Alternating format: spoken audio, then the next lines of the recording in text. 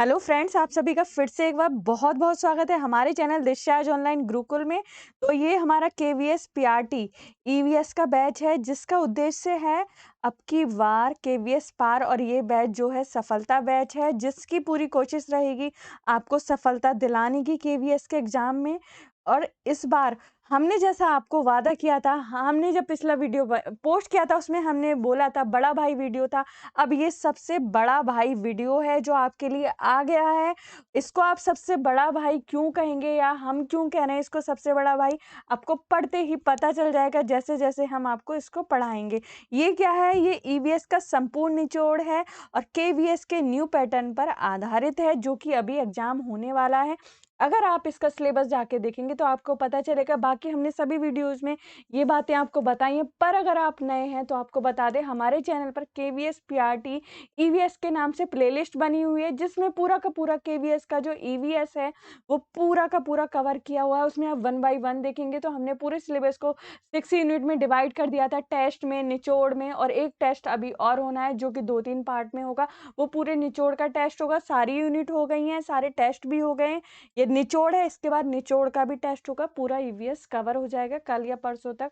सब कुछ कंप्लीट हो जाएगा आपका। इस बार ईवीएस 20 मार्क का आएगा। कोशिश करनी है कि एक भी क्वेश्चन छूटे ना। छोड़ने की तो बात ऐसी है कि उसमें कोई भी नेगेटिव मार्किंग नहीं है, तो छोड़ के तो आप फिर भी मत आना, बट कोशिश करनी है कि हमारा क्वेश्चन सही हो।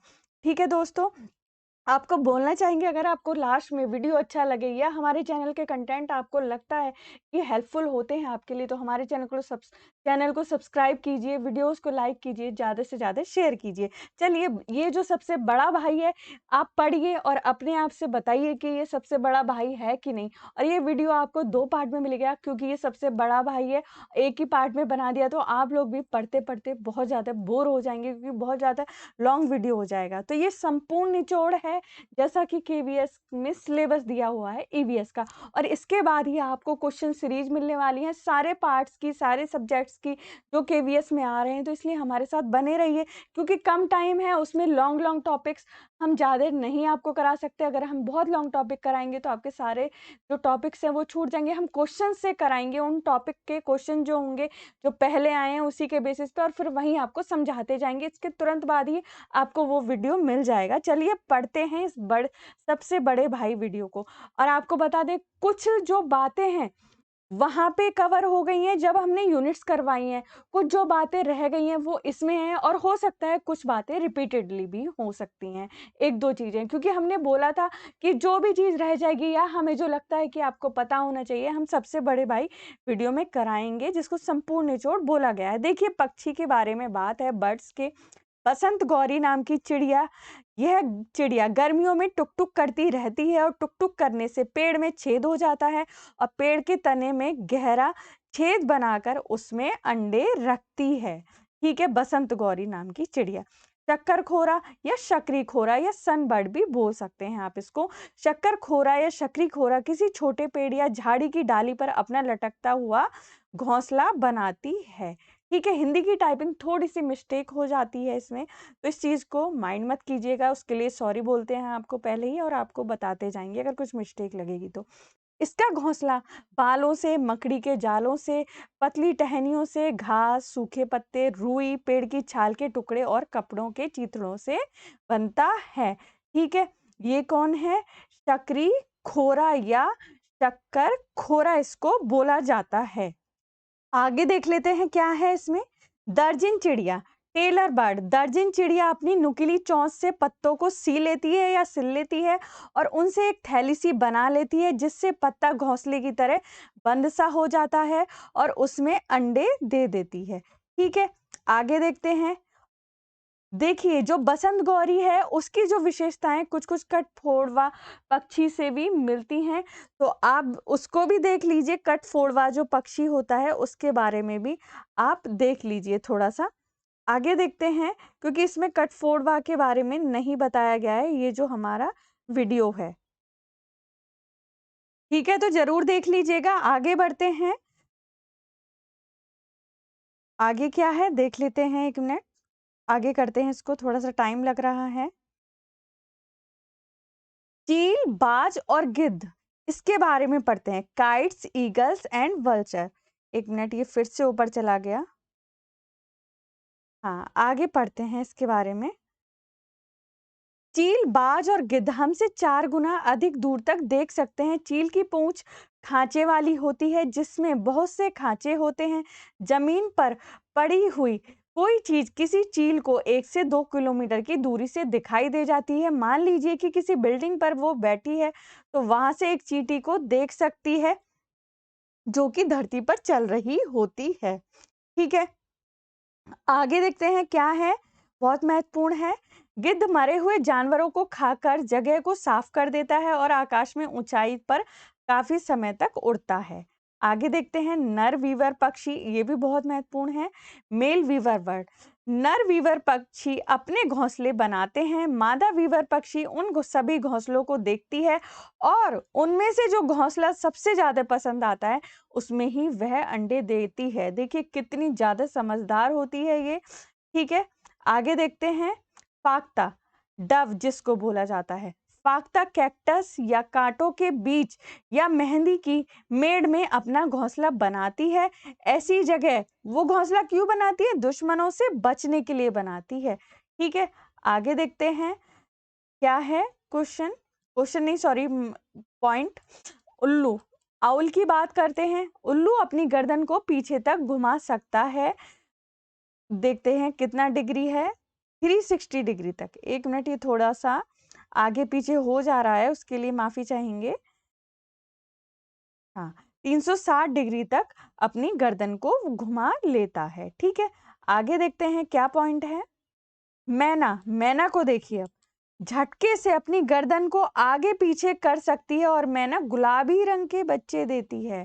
ठीक है, बिल्कुल ध्यान कर लीजिएगा कि क्वेश्चन आ सकता है कि ये कौन सी पक्षी है, कौन सी बर्ड है जो अपनी गर्दन आगे पीछे करती है और गुलाबी रंग के बच्चे देती है। ठीक है, अब देखते हैं इंडियन रॉबिन। इंडियन रॉबिन भी बहुत महत्वपूर्ण टॉपिक रहा है। अगर देखा जाए तो कलचिड़ी भी बोला जाता है इसको। कलचिड़िया पत्थरों के बीच अपना घोंसला बनाकर रहती है और इनके घोंसले में पौधों की नाजुक टहनी, जड़ें, बाल, रुई, ऊन आदि सब बिछा रहता है।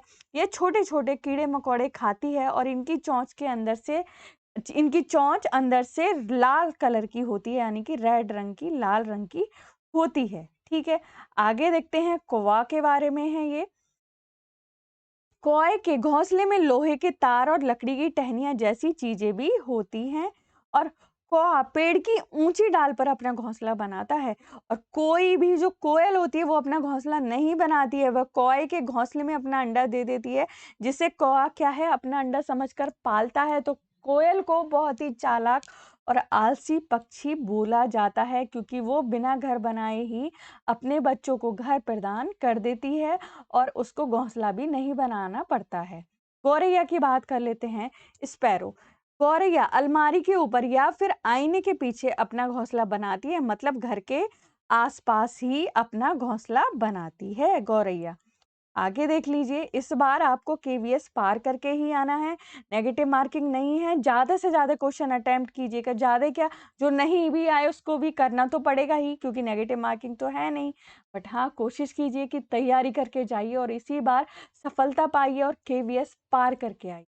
कबूतर, कबूतर पुराने मकान या खंडर में अपना घोंसला बनाते हैं। अगर वीडियो अच्छा लग रहा है तो लाइक कीजिए, ज़्यादा से ज़्यादा शेयर कीजिए। अगर हमारे कंटेंट अच्छे लग रहे हैं तो चैनल को आप चाहें तो सब्सक्राइब कीजिए। सांप, हमारे देश में 4 तरीकों के जहरीले सांप पाए जाते हैं। एक मिनट, हाँ, जिनके नाम निम्नलिखित हैं। कौन कौन है? दुबोइया, नाग, करैत, अफाई। तो ये हमारे जो देश में 4 तरीके के जहरीले सांप हैं उनके नाम हैं। सांप अपना जहर दांतों द्वारा छोड़ते हैं। जब सांप किसी को काटता है तो उसके 2 खोखले जहर वाले दांतों से उस व्यक्ति के शरीर में जहर चला जाता है। यदि किसी व्यक्ति को सांप काट ले तो उस जहर से बचने के लिए उस व्यक्ति को सीरम नाम की दवाई दी जाती है, जो सांप के जहर से बनाई जाती है। ठीक है, आगे देखते हैं। सांप के दांत नुकीले होते हैं और वह अपने शिकार को चबाकर नहीं खाता है। और बल्कि पूरा क्या करता है, निगल जाता है। 1 मिनट। और फिर आराम करता है जब तक उसका शिकार पच नहीं जाता। देखिए बहुत आराम करता है ये खाने के बाद। सांप के बाहरी कान नहीं होते, वह सिर्फ जमीन पर हुई कंपन को ही सुन पाता है, महसूस कर पाता है। सपेरों को कालबेलिया भी कहते हैं। कालबेलिया नाच में सांप जैसी मुद्राएं होती हैं। आप उस मुद्रा को श्रीदेवी की मूवी में देख सकते हैं जिसमें वह नागिन बनी थी। ठीक है, मोस्टली सभी लोगों ने वो मूवी देखी हुई होगी। आगे देखते हैं क्या है। कालबेलिया जाति के रोशन नाथ जी अपनी जाति में बहुत मशहूर थे। वे बहुत आसानी से खतरनाक और जहरीले सांपों को पकड़ लेते थे। उनके पकड़ने का तरीका काफी अलग था। क्या था देखिए, सबसे पहले वे अपनी धड़कनों को शांत कर देते थे, ठीक है, जिससे जब वह सांप को पकड़ने जाते थे तब वह उनकी ध्वनियों को महसूस कर पाता था, मतलब उनकी वाइब्स को महसूस कर पाता था, जिससे उसको लगता था कि ये आदमी शांत है और उसे प्रतीत होता था कि इस शख्स से मुझे कोई खतरा नहीं है क्योंकि यह शांत है, ठीक है। तो बीन, तुम्बा, खंजरी ये सब क्या होते हैं, सूखी लौकी से बनाए जाते हैं, केवल ढोल के अलावा बाकी तीनों बाजे सूखी लौकी से ही बनाए जाते हैं। ढोल का आप जरा देख के बताइएगा कि ढोल किससे बनाया जाता है, क्योंकि पता चला ये इन लोगों ने ढोल का ही पूछ लिया से। सांप किसान मित्र, लेकिन कैंचियों को किसान का मित्र कहा जाता है, ठीक है। अब देखिए सांप किसान मित्र भी है, बट हम जानते कैंचुए को हैं, इसको इस बात से समझिए। और ये क्यों कहा जा रहा है, क्योंकि सांप भी तो खेतों में फसलों को चूहे से बचाने में मदद भी करता है ना। बट हाँ, आप किसान मित्र में कैंचुए को बताइएगा, ठीक है। अगर कैंचुआ ना हो तो फिर आप क्या करोगे, सांप को लगाओगे, ठीक है। यदि किसी व्यक्ति को सांप काट ले और उस जगह आप वहां पे खड़े हों, तो सबसे पहले उस सांप का फोटो खींच लें, और जब उस व्यक्ति को अस्पताल ले जाया जाएगा तब आपको डॉक्टर को बताना है कि इस सांप ने इसको काटा है। तब वह डॉक्टर तुरंत पहचान जाएंगे और इसको किस प्रकार का एंटीडोट देना है वो भी उसको पता लगा लेंगे। इससे थोड़ी आसानी होगी भाई डॉक्टर्स को, क्योंकि सांप तो काटने के बाद भाग जाते हैं मोस्टली। अगर ऐसा मौका मिले कभी किसी की जान बचाने का तो कीजिएगा, और एक दूसरे की हेल्प जरूर कीजिएगा लाइफ में, कभी किसी की हेल्प करने से पीछे नहीं हटिएगा। पकाने के कई प्रकार होते हैं, जैसे कि भून कर, उबाल कर, तल कर, सेक कर, ठीक है। देखते हैं। सर्दियों में खेत में ही ताजी सब्जियों को मसाले के साथ एक मटके में भरकर और उसको सील बंद कर देते हैं। कोयले के अंगारों में मटके को उल्टा रखकर सब्जियों को पकाया जाता है, और इस पकी सब्जी को कहते हैं ऊंधियो। गुजराती भाषा में ऊंधियो का मतलब क्या होता है, उल्टा होता है, ठीक है। ऊंधियो के साथ के चूल्हे में पकी बाजरे की रोटियों को खाया जाता है, और साथ में मक्खन, दही और छाछ भी ली जाती है, ठीक है। इसमें खाया वर्ड नहीं है, ठीक है। आगे देखते हैं क्या है। बहुत ही महत्वपूर्ण पॉइंट्स हैं ये। अब देखिए बहुत ही अच्छी डिश होती है, देख लीजिए कौन सी डिश है ये। लिंगहू फैन सांप के मांस से बनाए जाने वाला एक पकवान है जिसे हांगकांग में खाया जाता है। देखिए वहाँ के लोग इसको पसंद करते हैं तो इसमें कोई बुराई नहीं है। जहाँ जैसा खाना होता है वो उनका क्या होता है, उनका ट्रेडिशन होता है, तो इसमें कोई बुराई नहीं है। अगर उनको वो अच्छा लगता है तो अच्छी बात है। इसीलिए ये वहाँ के लिए बहुत अच्छी डिश होगी, कोई बात नहीं है। बस आप याद कर लीजिए लिंगहू फैन हांगकांग में खाया जाता है और ये सांप से बनी डिश होती है, ठीक है। ब्रेल लिपि की बात कर लेते हैं, ब्रेल लिपि के बारे में। लुइस ब्रेल फ्रांस के रहने वाले थे। 3 साल की उम्र में वह अपने पिता के औजार से खेल रहे थे, और खेलते हुए इनके साथ एक घटना घटी जिनसे इनकी आंखों की रोशनी चली गई। देख लीजिए कितने ये, मतलब इन्होंने क्या किया। अब आप देखिए, लुइस ब्रेल पढ़ाई में बहुत ही ज़्यादा रुचि रखते थे, तो वह पढ़ने और लिखने के विभिन्न तरीकों को सोचने लगे थे, और उन्होंने एक तरीका निकाला जो बाद में लुइस स्क्रिप्ट के नाम से जाना गया। देखिए इन्होंने कितना अच्छा आविष्कार किया सभी के लिए, मतलब बहुत ही अच्छा आविष्कार किया। एक मोटे कागज पर एक नुकीली चीज से 6 बिंदुओं को उभारा जाता है, फिर उभरे हुए बिंदुओं पर उंगलियों के सहारे इन्हें स्पर्श करते हुए पढ़ा जाता है। यह ब्रेल लिपि कहलाती है। यह स्क्रिप्ट 6 बिंदुओं पर आधारित होती है। आगे देखते हैं क्या है। संयुक्त राष्ट्र महासभा द्वारा 6 नवंबर 2018 को एक प्रस्ताव पारित किया गया था जिसमें हर साल 4 जनवरी को ब्रेल लिपि के आविष्कारक लुई ब्रेल के जन्म दिवस को उनके सम्मान में विश्व ब्रेल दिवस के रूप में मनाने का निर्णय लिया गया। ठीक है, देखिए बहुत ही अच्छा काम करके गए हैं ये, बहुत अच्छा। आगे देखिए केंचुए के बारे में। केंचुए जमीन में छेद बनाकर मिट्टी को मुलायम कर देते हैं। जमीन के इन छेदों से हवा और पानी मिल जाता है और जमीन उपजाऊ हो जाती है। केंचुए मृत पत्तियों और पौधों को खा जाते हैं और इनके मल से जमीन उपजाऊ बनती है। केंचुए को किसानों का मित्र भी कहा जाता है क्योंकि वह किसान की मदद करते हैं और खेत को उपजाऊ बनाते हैं, जिससे किसान की आमदनी बढ़ जाती है। ठीक है, आगे देखते हैं चींटियों के बारे में। चींटियां मिलजुल कर रहती हैं और चींटियों का काम बटा हुआ रहता है। रानी चींटी अंडे देती है और सिपाही चींटियां बिल का ध्यान रखती हैं। काम करने वाली चींटियां भोजन ढूंढकर बिल तक लाती हैं। इस प्रकार सभी चींटियां अपना काम करती हैं। आगे देखते हैं। चींटियां चलते समय जमीन पर कुछ गंध छोड़ देती हैं। छोड़ दी है नहीं, छोड़ देती हैं। ठीक है, जिसे स्मेल कर पीछे आने वाली, स्मेल कर मतलब सूंघ कर आने वाली चींटियों को रास्ता मिल जाता है। अगर वह चींटी कहीं दूर निकल जाती है तो अपनी गंध की वजह से वापस अपने स्थान तक लौट आती है, जो ये गंध होती है उसकी वजह से। दीमक और ततैये भी समूह में रहते हैं। एक और कीट होता है हमारा, इंसेक्ट होता है, वो भी कॉलोनीज में रहता है। आप बताएंगे कौन सा है वो, बताइए। वैसे हम नेक्स्ट पार्ट में अभी आपको बताने ही वाले हैं, बट आप भी बताइए। रेल टिकट में लिखी जानकारी जान लीजिए, बहुत ही इंपॉर्टेंट है। और सबसे बड़ी बात, ये तो रोजमर्रा की ही बात है, ऐसा नहीं है कि इसमें कोई नई चीज है, बट हाँ ऐसा होता है, रोजमर्रा की चीजें भी हमें कभी कभी ध्यान में नहीं रह पाती हैं। देखते हैं क्या है। देखिए, ट्रेन में लिखी जानकारी के बारे में आप बताइए कि आपको ये सारी चीजें पता थी कि नहीं। जो ट्रेन से सफर करते होंगे उनको तो पता ही होगा, जो रोज नहीं करते उनको थोड़ा ध्यान नहीं रहता होगा। रोज तो खैर कोई भी नहीं करता है, मतलब हम फ्रिक्वेंटली कहने का मतलब ये है। देखते हैं, ट्रेन का नंबर लिखा होता है, ट्रेन टिकट पर। ट्रेन का नाम लिखा होता है। सफर शुरू होने की तारीख तथा समय लिखा होता है। गंतव्य स्थान तक पहुंचने की तारीख तथा समय लिखा होता है। टिकट प्रारंभ होने का स्थान लिखा होता है। टिकट समाप्त होने का नाम भी लिखा होता है और टिकट समाप्त होने के स्थान का नाम भी लिखा रहता है। बर्थ का नंबर लिखा होता है। किराया लिखा होता है। कुल दूरी लिखी होती है। पीएनआर नंबर लिखा होता है। श्रेणी लिखी होती है। ठीक है, इस बार आपका केवीएस पार ही होना चाहिए। आपको बहुत अच्छे से तैयारी करनी है। और अगर आपको कुछ भी लगता है कि ये होना चाहिए या कोई भी कंफ्यूजन है, तो आप हमें कमेंट बॉक्स में जरूर कमेंट कीजिए। मच्छर के बारे में पढ़ते हैं। मच्छर हमारे शरीर की गंध, खासकर पैरों के तलवे की, और हमारे शरीर की गर्मी से हमें ढूंढ लेता है।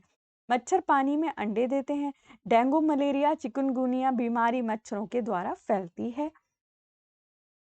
रुके हुए पानी में या इकट्ठा हुए पानी में मलेरिया के मच्छर पैदा होते हैं, इसलिए मच्छरों के प्रजनन को रोकने के लिए पानी में मिट्टी का तेल या फिर दूसरा तेल डालना उचित रहता है। इससे पानी का पृष्ठ तनाव कम हो जाता है और ऑक्सीजन की आपूर्ति रुक जाती है, जिससे मच्छर का लार्वा मर जाता है। यानी कि मच्छर पैदा होने से पहले ही मर जाता है क्योंकि उसको ऑक्सीजन नहीं मिलती है। ठीक है, आगे देखते हैं क्या है।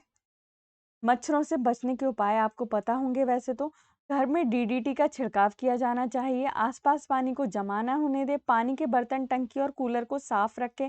मच्छरदानी का प्रयोग अवश्य करें। जमा हुए पानी में मिट्टी का तेल डाल दें। पानी में मछलियों को डालने से मछलियां मच्छरों के अंडों को खा जाती हैं। मक्खी से डायरिया, हैजा, टाइफाइड आदि बीमारी फैलती हैं, पता है आपको। आगे देखते हैं। मक्खियां गंदे नाले और कचरों पर बैठती हैं और अपने पैरों में बीमारी के कीटाणु लगाकर बिना ढके खाने पर बैठ जाती हैं और उस वाले खाने को खाकर हम भी बीमार पड़ जाते हैं या पड़ सकते हैं। आगे देखते हैं भाई, ये बहुत ही महत्वपूर्ण बात है जो अभी पढ़ने जा रहे हैं। रेशम का कीड़ा। रेशम का कीड़ा जो होता है वो क्या होता है, अपनी मादा को उसकी गंध से कई किलोमीटर की दूरी से ही पहचान लेता है। देखिए, ये कीड़ा बहुत ही समझदार होता है अगर देखा जाए तो इसकी इस प्रॉपर्टी से।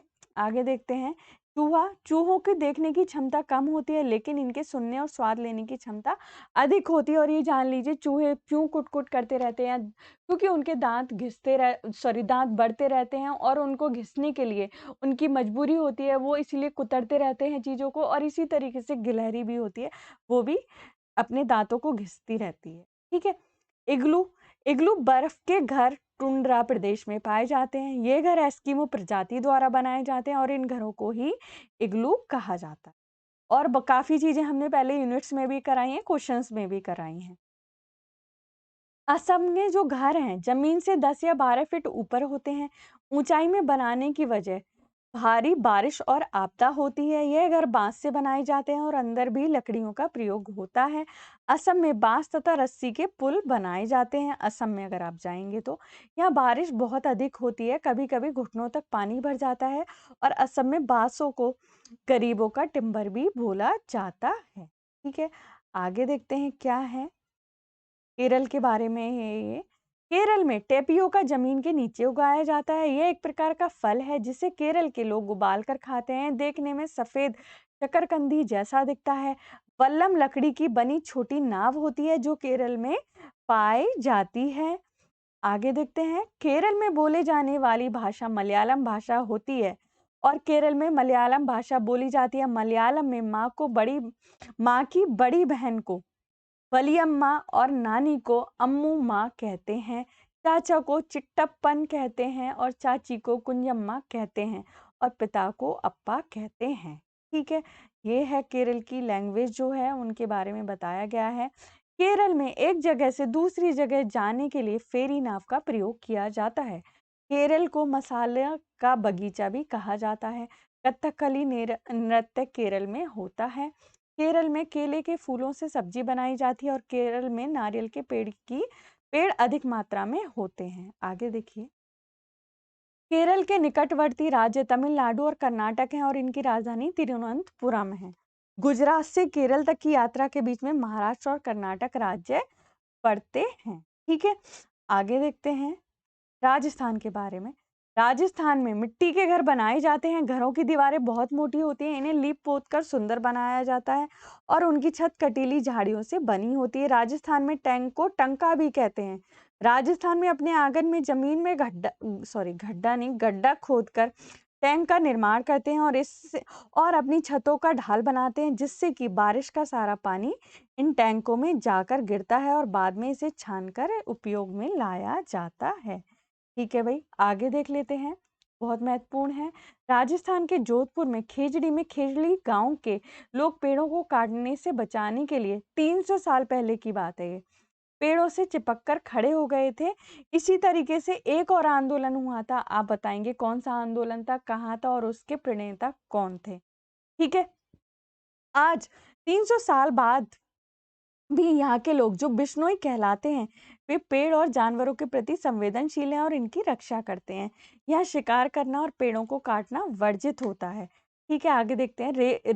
रेगिस्तान में होते हुए भी यह गांव हरा भरा है। यहाँ जानवर बिना किसी डर के इधर उधर घूमते रहते हैं और खेजड़ी गांव में खेजड़ी पेड़ पाए जाते हैं। ये पेड़ रेगिस्तानी इलाकों में खूब पाया जाता है। आगे देखते हैं।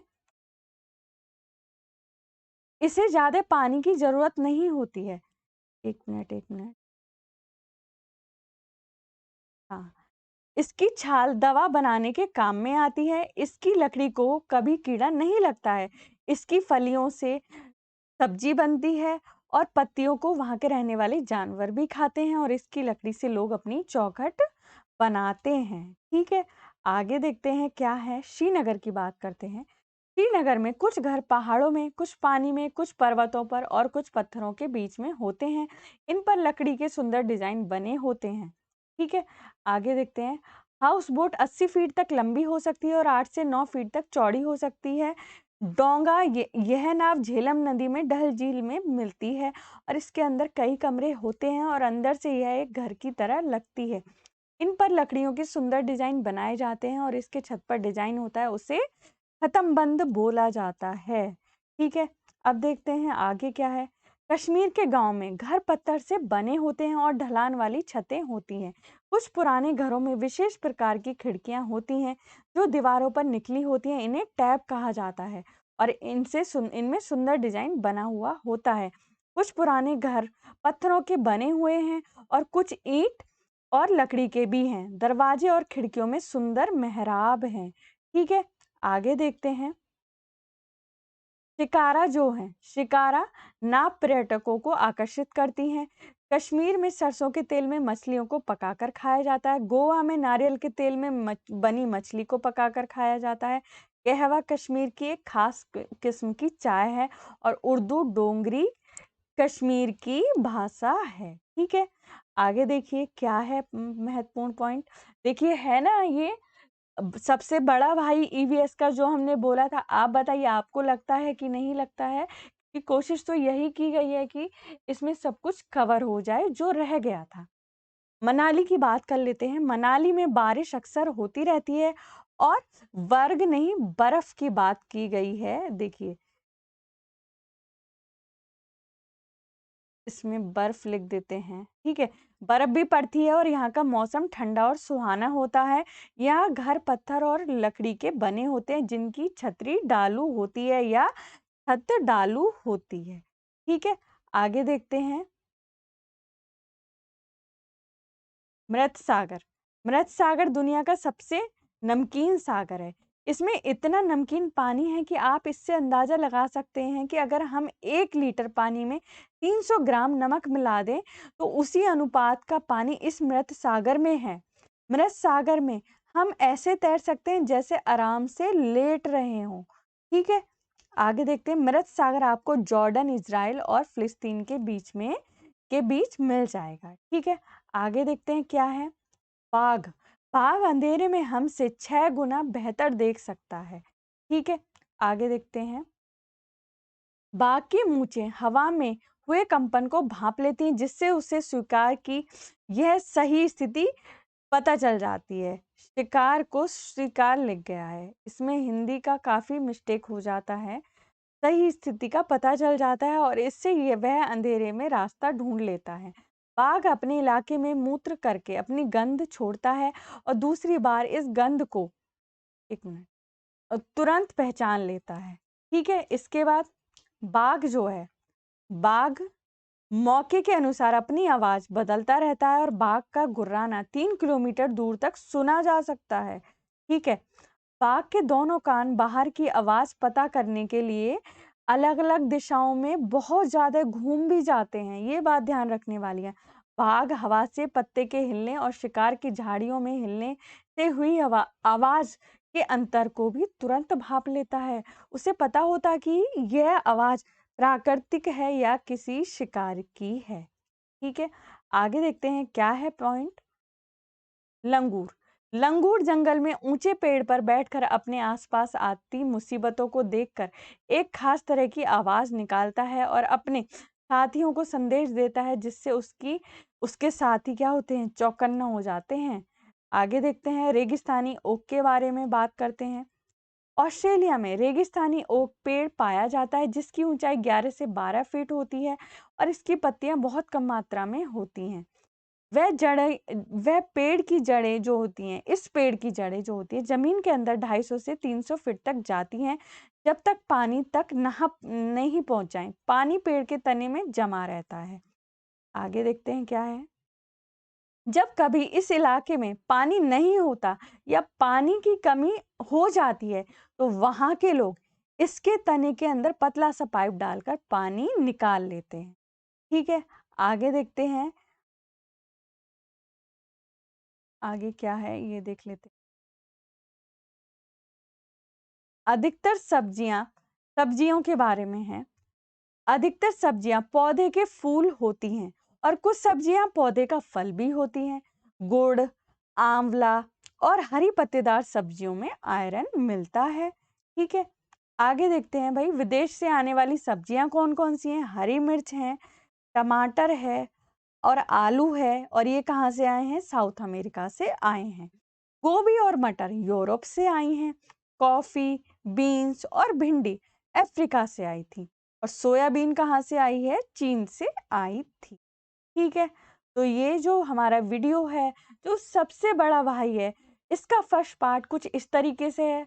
आप हमें कमेंट के माध्यम से ये बता सकते हैं कि ये जो हमारा वीडियो है, आपको कैसा लगा? अभी हम नेक्स्ट वीडियो में इसके सेकंड पार्ट के साथ हाज़िर होंगे दोस्तों, और क्वेश्चंस की सारे सब्जेक्ट की सीरीज़ आपको इन 10 दिनों में करा दी जाएगी। ज़्यादा से ज़्यादा आप करके जाइएगा, अपनी तरफ से भी ज़्यादा से ज़्यादा कीजिए, हम तो ये कहेंगे, क्योंकि एग्ज़ाम में उतना टाइम नहीं है कि हम आपको बहुत ज़्यादा लॉन्ग टॉपिक अब समझा भी दें। हम क्वेश्चंस के समय ही आपको बहुत सारी बातें समझाते जाएँगे, जो कि हमने केवीएस के जो सिलेबस है उसके अकॉर्डिंग क्वेश्चंस को बनाया है, काफ़ी हेल्पफुल रहेगा। तो हमारे साथ बने रहिएगा, और हमें लाइक, शेयर और सब्सक्राइब करना नहीं भूलिएगा। अगर हमारे चैनल के कंटेंट आपको अच्छे लगते हैं, या फिर आपको लगता है कि हमारे चैनल के कंटेंट आपके लिए हेल्पफुल हैं, और ज़्यादा से ज़्यादा शेयर कीजिएगा, एक दूसरे की हेल्प कीजिएगा। कभी भी एक दूसरे की हेल्प करने से पीछे मत हटिएगा, क्योंकि हमें एक ही भावना बना के रखनी है। हमें एक दूसरे की हेल्प करनी है और अपने टारगेट को अचीव करके आना है। इस बार अपना टारगेट पाकर रहना है, केवीएस पार करके रहना है, खूब मेहनत करनी है। जितना हो सके इतनी मेहनत करनी है, सब कुछ भूल जाना है। ठीक है दोस्तों, मिलते हैं आपसे बहुत ही जल्दी नेक्स्ट वीडियो में। तो तब तक के लिए आप खूब पढ़िए, जितना हो सके उतना पढ़िए फिर, और अपना इस बार टारगेट अचीव कीजिए। ठीक है दोस्तों, इस वीडियो को यहीं एंड करते हैं, क्योंकि आपकी पढ़ाई भी बहुत ज़रूरी है। जय हिंद, जय भारत।